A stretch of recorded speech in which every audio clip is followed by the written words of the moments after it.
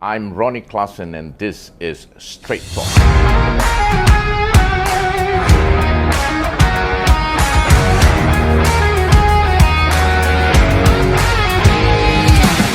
Good evening, Sabah. I'm Ronnie Klassen and this is Straight Talk. Deadline 29th November 2025. 1.7 million registered voters in Sabah are eligible to come out to vote, to choose among the 596 candidates who are vying for 73 seats in the State Assembly. With me this evening in Kota Kinabalu is the immediate past president of the Sabah Law Society, the society basically that took the federal government to court with regard to Sabah's 40% revenue entitlement. Welcome to my show, Thank you so much, Ronnie. Right. Thank you. Okay, Datuk Roger Chin, you are the immediate past president of the Sabah Law Society. Yes. All right. I would think that the people of Sabah in general, all right, owe you a very huge favor. All right, and kudos to you and your law society in taking the federal government to court with regard to the 40% revenue entitlement, which rightfully Sabah should be getting. All right, now you crusaded and started this in 2022 while you were the president of SLS. Okay, and on the 17th of October 2025, all right, the Kota Kinabalu High Court, all right, made its decision. All right, it was a landmark decision. All right, with regard to the 40%, and the total number of Sabahans basically were jubilant. All right, upon hearing this ruling from the Kota Kinabalu High Court. All right, now I got to read this to you. Oh, sure. Okay, now my question to you basically is this. Okay, now does this case show that the constitutional obligations, all right, can go unaddressed for decades unless someone takes the government to court? In your case, is the SLS. I think, like any laws, a constitution is the most supreme law, but it's still a law, it's still an act. You can put all the provisions you want in law, but if no one enforces it, unfortunately, it does not become reality. So although to us it was very clear what the Constitution said, what Article 112C and 112D said regarding the special grant, which is a 40%, notwithstanding that, as you can see, over 48 years, because of various reasons, it was not pursued to the level that it could have been. So in short, it is possible that notwithstanding it is there, if you don't do anything about it, you will not get to enjoy what is guaranteed to you. So although it was very clear in black and white what it said, but over the years, it got eroded by history, by turn of events, whatever reason, it just got further and further away. Notwithstanding that we probably needed it more and more, because like anyone who has been to Sabah, you can see that we are very short on many things. We need good roads, we need sufficient electricity, we need sufficient clean water. But all of these things, the basic necessities which everyone takes for granted, is not available here. So notwithstanding it was there, but because it was not enforced, this is where we are, and therefore requiring some action to be taken in order to get there. But this is very normal in the contract as well. You can write whatever you want inside the contract. You can say these are my rights, but if you don't take action and the other person does not perform that, then that's it. So if you want to enforce your rights, you will have to take action for your rights to become a reality. Okay, this 40% revenue entitlement that Sabah rightfully should be getting, all right? It basically dates back quite some time. All right, we have seen past governments. All right, many of them basically are fully aware of this 40%. Unfortunately, none has taken any action. All right. Now, the current 17 state elections. All right. It appears, all right, that practically every political party, all right, every political party, all right, are using this 40% revenue entitlement issue, as well as the Malaysia Agreement 1963, as their forefront tool in their campaign. All right. The public perception, of course, all right, are saying that you didn't do anything. All right. You are just using this as a tool, all right, for your campaign. All right. Now it's actually the SLS, all right, that took the front step, all right, to get this done. What are your views, basically, Dato', on them using this and they didn't do anything? Actually? So I think, to be fair, everyone did something. It's not like all the governments failed to do anything, but I think the reality is, in the past, it is not something you do lightly, which is you sue the federal government, okay? In the past, you also have very strong federal governments who would not appreciate you suing them. So imagine a state suing the federal government, there will be punitive measures one way or the other, right? So I don't think it's an issue about the other governments in the past have not done anything, including this present government. I think if you look in history, you will find that everyone did something. How much is another thing. Another thing, right? But everyone did do something. Some obviously push more than others, but in reality, there were some negotiations or there were some talks. Okay, there were some talks about this. Some were probably not in a position. Imagine this. We had a BN government for a very long time, correct? So if you were a BN government, what are the chances of you suing yourself? Right, okay? correct. So I think this is a reality. Right. So you may ask for your 40% entitlement, but are you actually going to sue yourself? BN state versus BN federal government? And the answer is probably no, okay? So you will find that, for example, when this present state government that was just dissolved, you will find that they were initially Bersatu, okay, before they became GRS. Right. So what are the chances of Bersatu suing themselves? Again, no, it won't happen, right?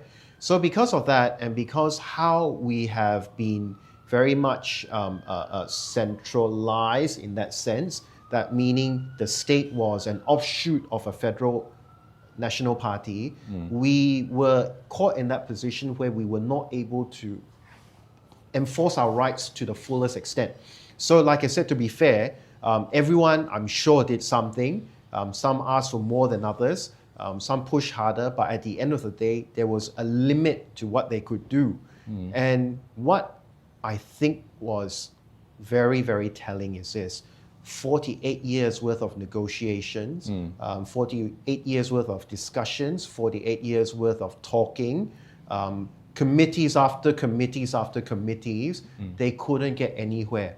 And from the documents I've seen, every single time they arrived at 40%, they will only come to one conclusion: agree to disagree. Every single time, no matter which committee that was looking at it, whether it's Mahathir's committee, whether it's Anwar's or whatever, it always boils down to agree to disagree. So it was very obvious that this was a sticking point they couldn't overcome. So in order to enforce it, if they couldn't do it, then civil society has to do it. So I think this case is that's what prompted SLS. Yes. This case is, if nothing else, it shows that civil society can be a player in the whole constitutional system, and civil society, if they're doing the right thing, they can push for an outcome that should have happened maybe many years, if not decades ago. Well, SLS surely proven that, by taking them to court. Now, you mentioned about Barisan Nasional a while ago, all right?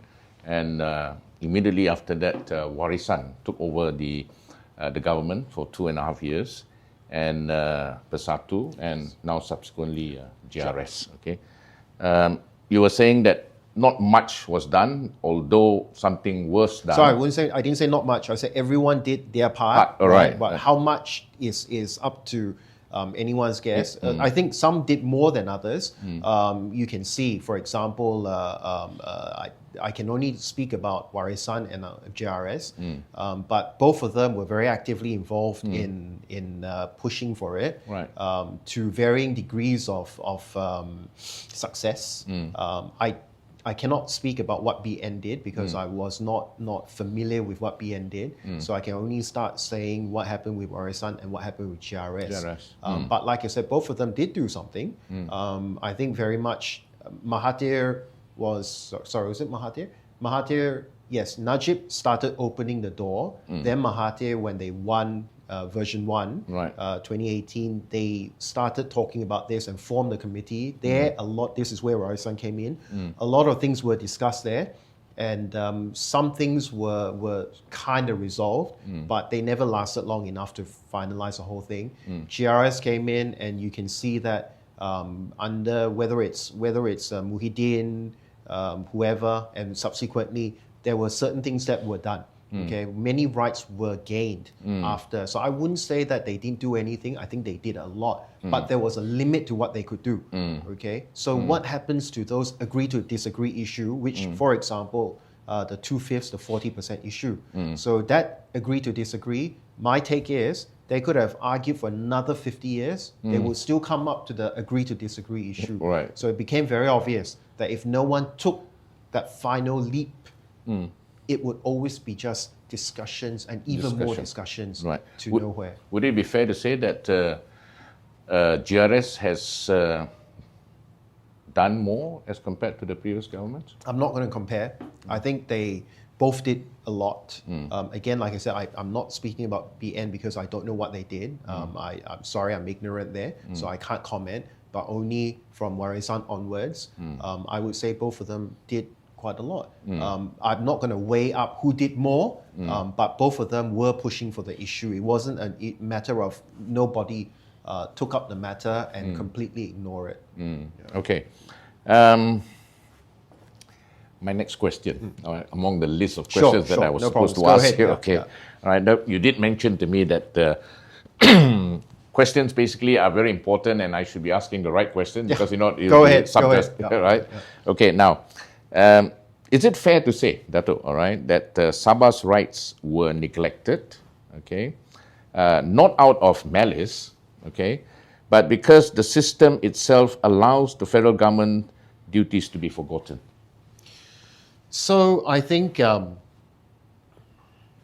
actually there's some a journalist is writing a piece, and I read the piece, and it's basically about what happened in history. Many things happened. For example, emergency, and after emergency, concentration of powers federally, and maybe not so strong state governments. And when I say that, I mean strong Sabah state government, and by virtue of that, rights were diminished. I think that's probably a right word to use, diminished. And whilst everyone was fighting for their own survival, for example, things kind of got put aside, okay? Because I think the genesis of this, if you had asked me 15 years ago about this MA63 issue, I would dare say this: only the politicians who knew, but the public and the vast majority of politicians, both Sabah and federal, did not know what this MA63 was all about. Okay, I have seen this. Did not know, or were they ignorant? Both were the same thing, right? Did not know it. If you didn't know, then you're ignorant, right? Or if you knew, you didn't understand it, you're also ignorant, right? But I only see this entering the consciousness in the past 10 years. Okay, Refusal to address, probably. I think that probably has a large part to play. Imagine if you're dealing with a very strong federal government. Anytime you say, brother, how about my 40%, right? And then they'll say, another time. Another time. And you never get to address the issue. So I would say it wasn't very high on their priority list. There were other things that were more prioritized, and by virtue of that, it just became a side issue that every now and again, maybe they'll talk about it, and then when they cannot agree, put it aside again, right? So I think what actually happened was the strong centralization of the federal government, which started basically from Mahathir's time, right? Mahathir concentrated a lot of power to the federal, and like I said, the state government maybe did not quite understand what their rights were, did not quite understand what they could say no to, and because of the strong political force being concentrated federally, this is what you get. We could have said it, but it would not have gotten anywhere. Imagine a child going up to the parent and saying to the parent, "Can I have this?" And you say no. Okay, one. Then it either gets forgotten, or then the child comes again and says to you, "Can I have this?" Then you say, "We'll talk about this another time." When you when you score 3 A's, 4 A's, 5 A's, right? Then the whole thing gets delayed. 48 years, very easy to do. Okay? Correct. Every time you come, then another change of government. A new set of government will forget what the other government did, and they start from scratch again. So we've seen the committees after committees. So we have formed committees, and then a new set of government comes along. They form another committee to discuss what the old committee discussed, and the whole thing gets dragged out over and over again. We've seen this play out so many times. You have new people sitting in Correct. new Yes. committees. Yeah. Let's have coffee first. Cheers. That's- Cheers. Okay, now, very interestingly on this matter, Datuk, the 17th of October, all right, the landmark decision of the court, okay. Now, there has been a lot of politicians, all right, surprisingly coming from the opposition as well, all right, requesting that the federal government should not appeal, all right, on the decision of the court, all right. Now,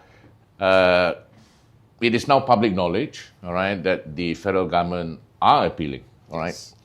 Share with us your thoughts, Dato', on this appeal thing by the federal government. So I think what happened was this, and this is all, you can look through the internet, you can look through our newspapers, and you find this. The initial statements that came out from the federal AG and the Prime Minister's department said that they would not appeal. Okay, that was what the big heading said. But when you read down further, you will see in fine print that they will appeal to parts of the decision.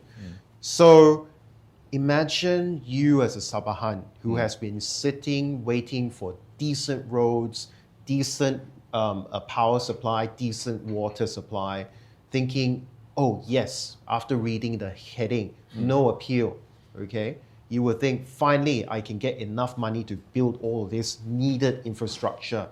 Then you go down to the fine print and you say that they are appealing to parts, and you don't quite know what that means, right? So you think, oh, okay, maybe they're only appealing to parts that don't affect the whole thing, right?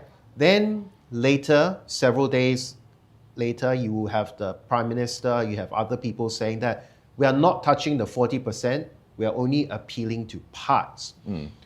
When the notice of appeal came out, sorry, I should say notices of appeal, because 2 notices of appeal were filed, okay, which is odd in itself because I've never seen in all my years of practice 2 notices of appeal filed. But anyway, 2 notices of appeal filed. When you read it, it becomes very clear. The only thing they're not touching is the 40% figure, which is already provided for in the Constitution, but they are appealing on everything else.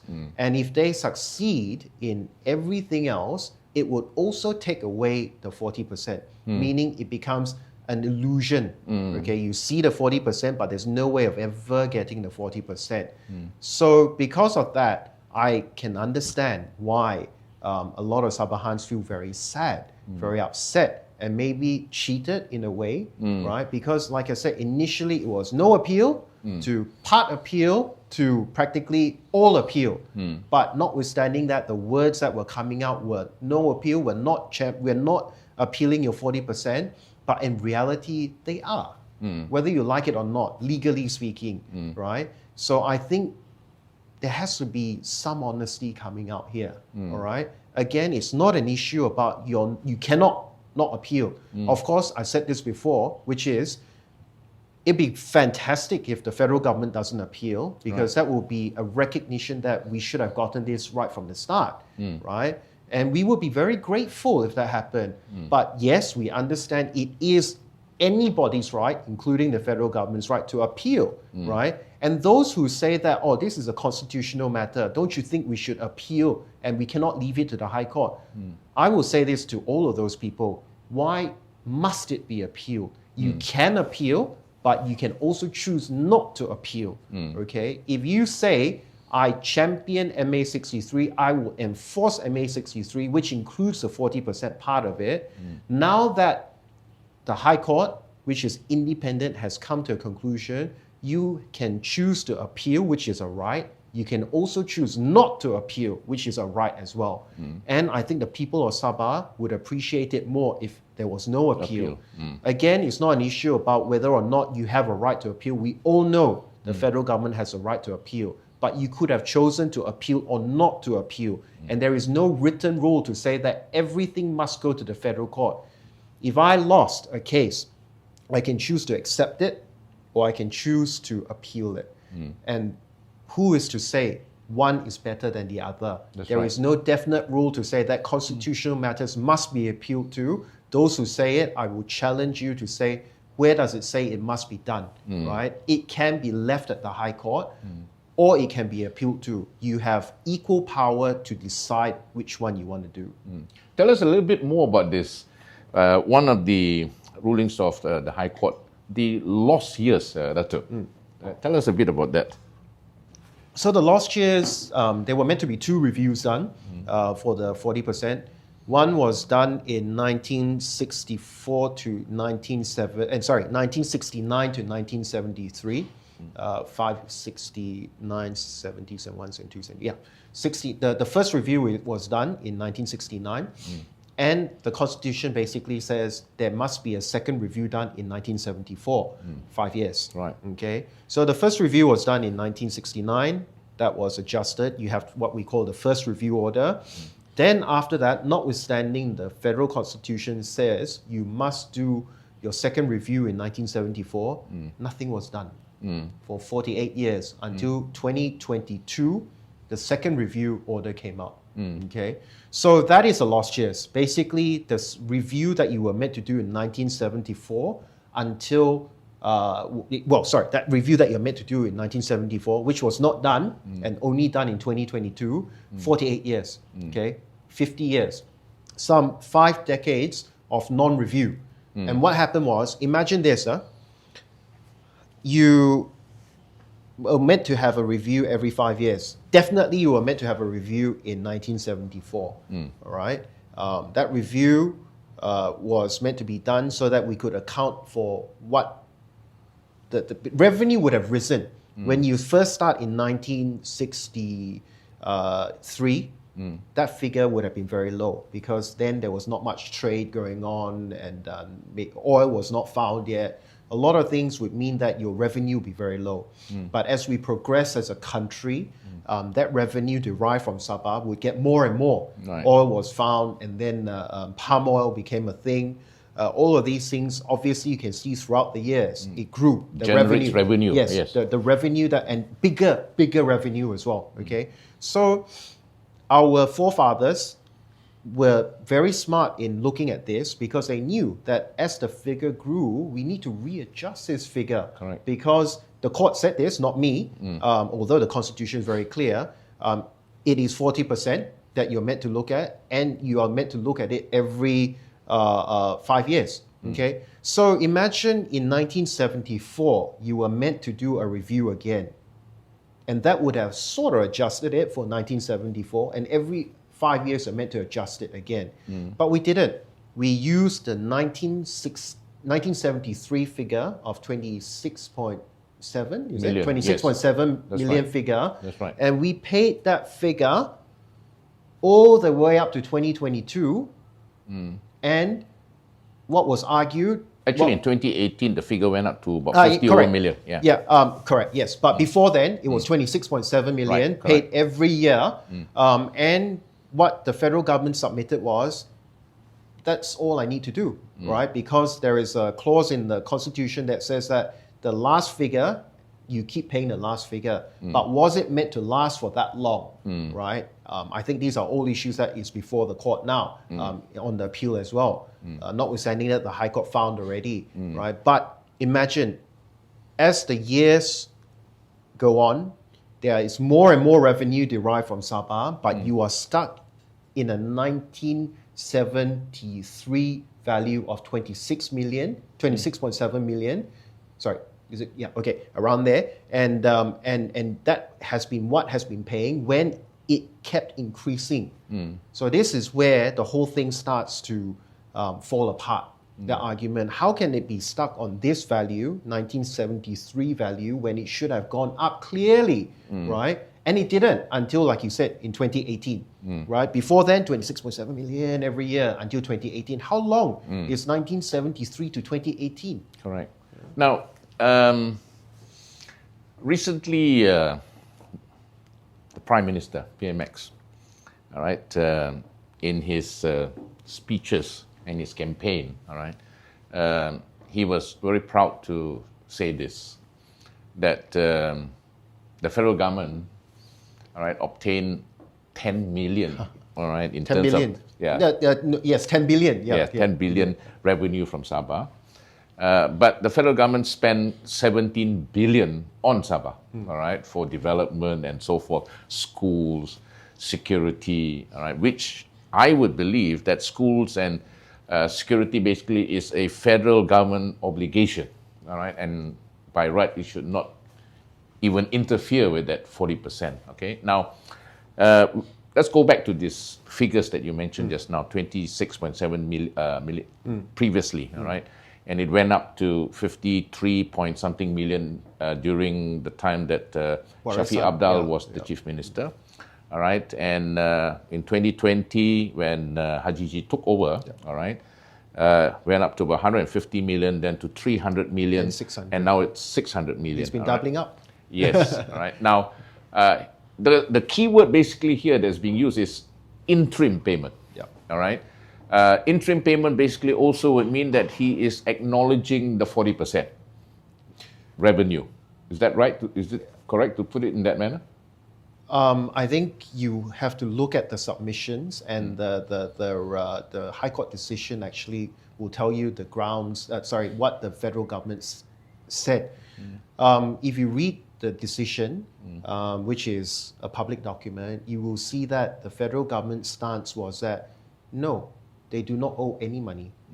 Okay, so the state government was saying that it is an interim payment, whereas the federal government's stance was, no, we don't owe any money.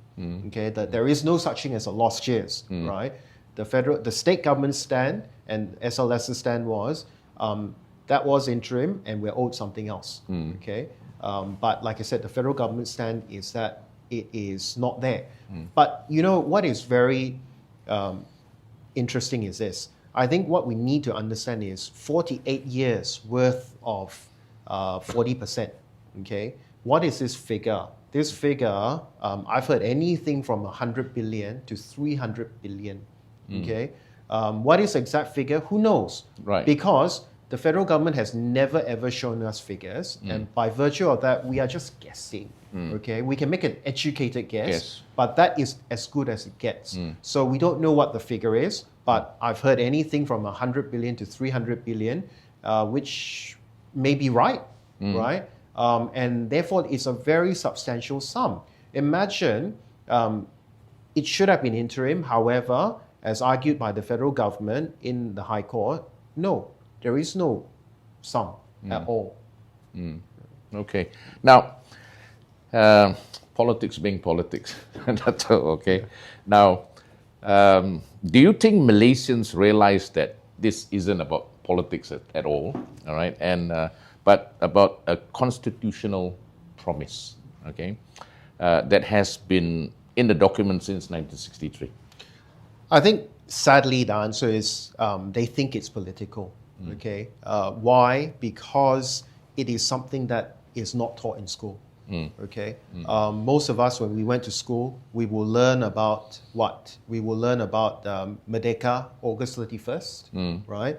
We will learn about Srivijaya Majapahit and all of these things. But how many people have actually learned about MA 63, how Malaysia was formed, and who joined Malaysia, who formed Malaysia, which was Sabah, Sarawak, West Malaysia, and Singapore, right? They joined and then they formed Malaysia because then it was only West Malaysia.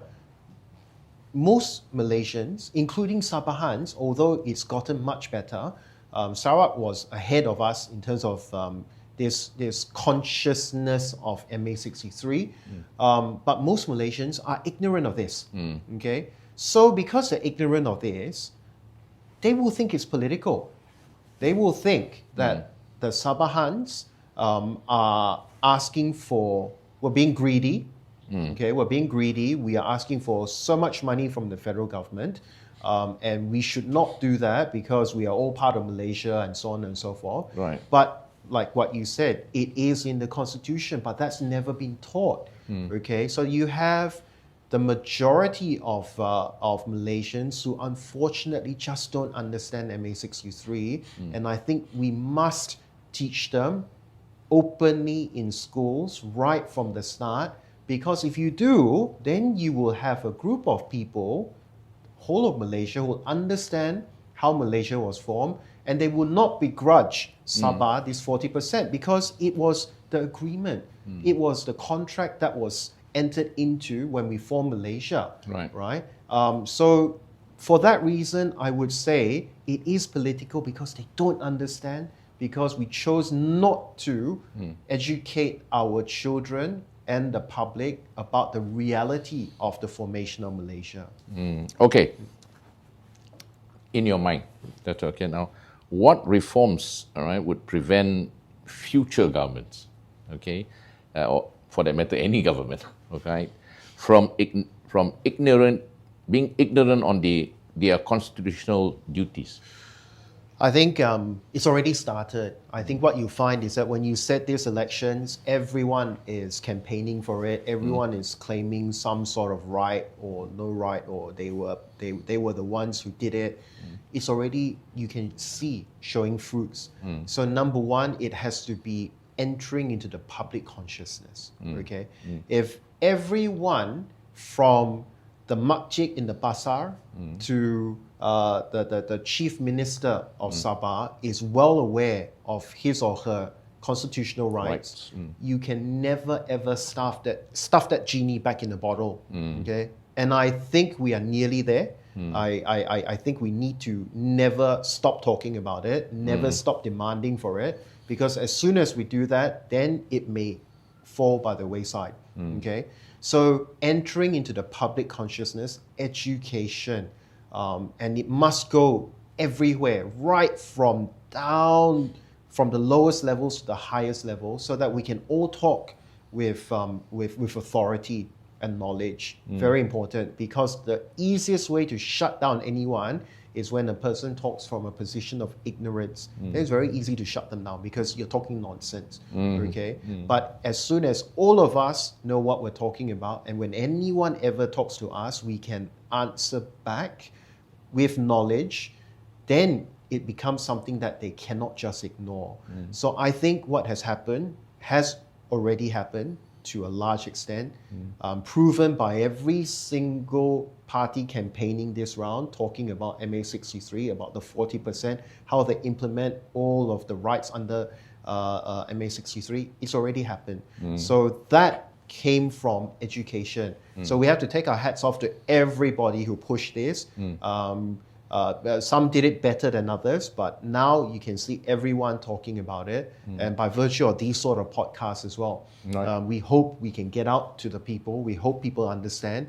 And what we are hoping to do is SLS will embark on a year-long campaign to educate the public about MA63, because someone said this to me. All these politicians talk about MA63, but when you ask them, what is it? They can't answer, okay? So then it occurred to us that, oh, okay, so that means, yes, they know about the 40%. That took a lot of hard work to get them to understand that. But now the other parts of 40%, the other parts of MA63, they don't quite understand. So how do we go about teaching them, educating them? Then we realize what we need to do is go on a campaign, okay? So this is a huge undertaking that we want to take, and hopefully we'll turn it into a reality next year. You were right to mention education, Datuk. I've spoken to quite a number of politicians well before the SLS actually brought this matter to court, and many of them were so ignorant about the 40%. They appear to know a lot about the MA63, but many of them were quite ignorant about the 40%. This was before the SLS actually brought this to court. Now, when the decision of the court came out, all of a sudden, the very same politicians that I spoke to suddenly became champions of the 40%. And experts, yes. They became experts in it, and I would think that, using the 40% revenue entitlement, using MA63 in the ongoing campaign, all right, many politicians believe that it will add plus signs for them in their campaign, all right? But you are right to say that education plays a very important role. In order for you to bring out matters with regard to the 40% or MA63 in their charamas, I think you would need to know the actual background of the 40% and MA63. All right, now, one last question, Datuk. Sure. You champion the 40% revenue entitlement for Sabah, all right? I would reckon the federal government basically now wonders who is Datuk Roger Chit. Okay. Now, my question is this, right? You have contributed enormously with regard to the 40% that Sabah rightfully should be having, all right, should be getting. Okay. Why are you not a candidate in this election, Datuk? I would think that if you were a candidate, all right, chances is you'll be probably sitting in one of the 73 seats in the State Assembly. Well, I would be sitting here with you. Okay, Ronnie, I think what I realized, don't get me wrong, initially there was definitely thoughts wanting to, maybe I should do it, maybe I should stand, and maybe I can contribute more by making it into the government. However, I realized one thing, which is you do not actually need to be in the front lines to be helping. You can step back and help anyone to fight for your rights, to make it better. So I think right from the start, when SLS took this action, we were apolitical. I remain apolitical. I'm very happy to help anybody who wants assistance, SLSs as well. So I think it became very clear to me that if I stood, then what it would mean is that, number one, I've got to win, okay? And there's no sure fight that you're going to win. There's no guarantees you're going to win. So what happens if you lose? That's one, okay? And what happens if you win and you don't become government? These elections are not going to be easy. It's going to be very closely contested. Who actually will form government, I don't know, right? So meaning you have a 50-50 bet, so to speak, whether or not you make it or not, right? Now, if you take the wrong bet, I think there are repercussions. You will no longer be able to help one side by virtue of you having stood for another side. So then it became very clear that in order to be of most assistance, and it's been an honor and privilege, honestly, to be doing this for Sabah, because without this, all the support from everybody and from everyone from the streets who we have spoken to has said thank you. And from the bottom of our heart, we say it is us who thank you, because without all the support, imagine a lot of people have actually said this, are you not scared? To be honest, it never occurred to us that we should be scared. But now that we have had time to reflect on it, yes, you're right. Maybe we should be scared. But with the love and support from every single Sabahan, that fear disappeared.